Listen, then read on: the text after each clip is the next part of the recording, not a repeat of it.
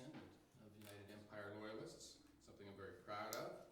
I don't see any contradiction there between a respect for our Canadian history and also a respect for the evolution of our country, which has been ongoing. Now, I usually wing it when I do presentations. I have a lot of this stuff inside my head. I'm a little bit restrained here according to time, I guess 13 minutes, so I've written some things down. I'll try to whip through it as quickly as I can. It just barely touches the issue, of course. I'm sure there are going to be a lot of questions later. Hold on to your thoughts, because I guess we'll have time to answer some questions. I got to confess one thing, though. As mentioned, I'm not a politician, I'm not a scholar, I'm more an academic. I'm a photographer. I'm a commercial photographer. I've worked in advertising for several years. I am an amateur historian. I like Canadian history. I love it, as a matter of fact. I'm a genealogist. I've done family histories for a lot of Canadian families. I'm a descendant of Hessians who fought for the British in the American Revolution on one side, and German Canadians and Loyalists on the other side. Now, having said that, I have to quote one of our followers, a very well-known Canadian Republican, Alan Fotheringham. I'm sure you all know who the Foth is. He's discussed the monarchy on several occasions. I'll quote him in regards to my qualifications here. In circumstances like this, I feel somewhat like Zsa Zsa Gabor's 8th husband. I know what to do, but I'm not sure if I can make it interesting.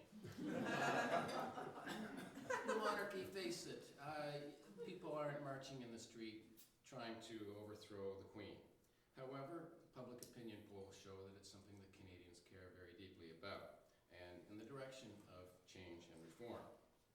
Now, I'm assuming that since everybody is here, that you're interested in the subject, so I'm not going to throw out any useless anecdotes. I rely heavily on what really matters, opinion polls,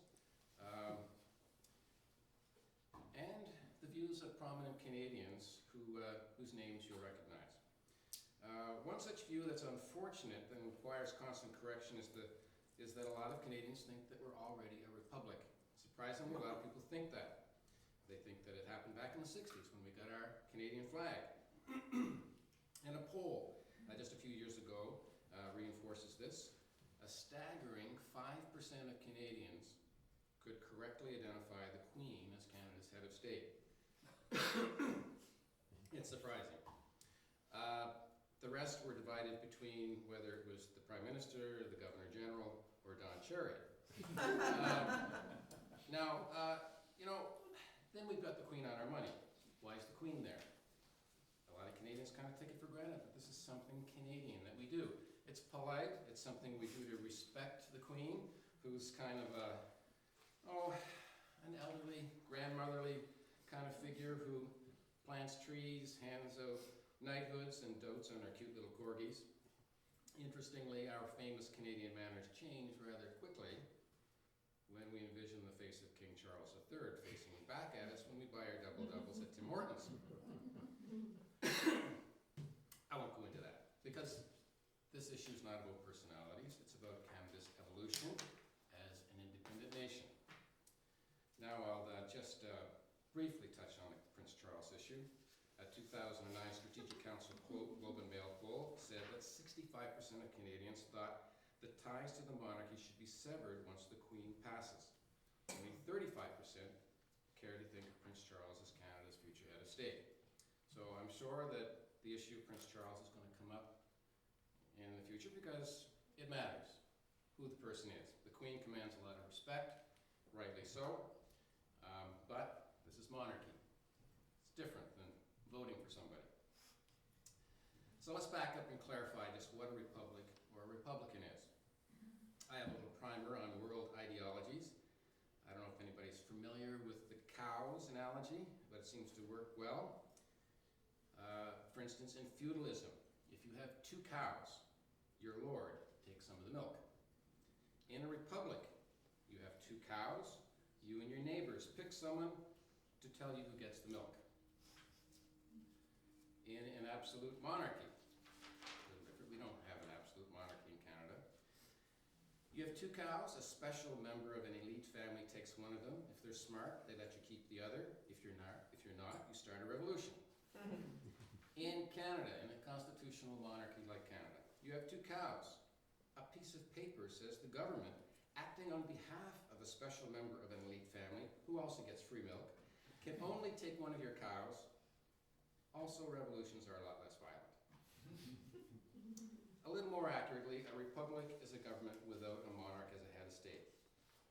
In Canada, and pretty well everywhere except the US, a republican, note the small r, is someone who advocates a head of state that is not a monarch.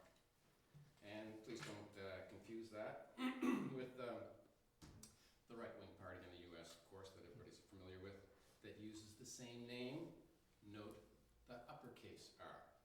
They borrowed the word from early proponents of a strong US republic. So I have to correct people all the time on that. We're a nonpartisan organization. I don't know how your allegiances lie as far as ideology in that regard goes. Ours have nothing to do with that. Every country needs a head of state. In the US, the republic model has a merged head of state and head of government. It's fairly familiar to Canadians. We watch the news, we watch the election that's going on. It's a little different.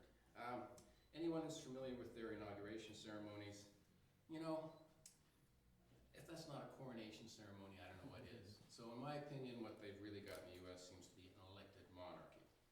Because the president garners so much respect once he's elected, all of the partisanship seems to go out the window. He's flown around in a big jet, gets the same kind of treatment that a monarch gets, but he's got a term. Now, regardless of that, their model is not one that's proven to be workable in post-monarchy republics in contemporary times. We Republicans in Canada, Australia, Jamaica, Jamaica, and the rest of the Commonwealth, excuse me, just getting over the flu, advocate a parliamentary republic that does one simple thing. It evolves the role of the viceregal or the governor general into the official head of state instead of the de facto one. Now, this is something that's been done many times. A lot of people think this is something revolutionary, something radical. It's been done many, many times. Ireland, for one, even in the Commonwealth. India, Trinidad and Tobago. The Prime Minister would still hold the role of head of government, but we'd have a president, a ceremonial president with nominal emergency constitutional powers to be used in rare circumstance. Kind of sounds like a governor general. Basically, the objective here is to delete the reference to the governor general as the representative of the Queen. The role, the responsibilities would pretty well stay the same, with obviously some modification, which I'll get into very quickly later. The selection process is something that even monarchists think should change for the governor general. It seems a little ridiculous to have the prime minister choose the supposed constitutional referee. It's sort of like having the winning game in a winning team in a hockey game choose the referee. It just doesn't work, and we've seen how that is the case. Now, surely this is a complicated and difficult thing to do.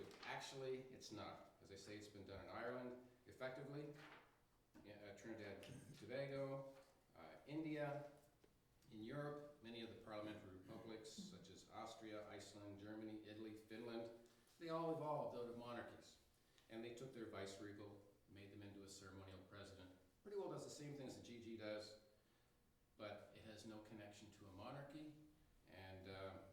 And of course, since they had their own indigenous monarchies, there's no colonialism aspect as well.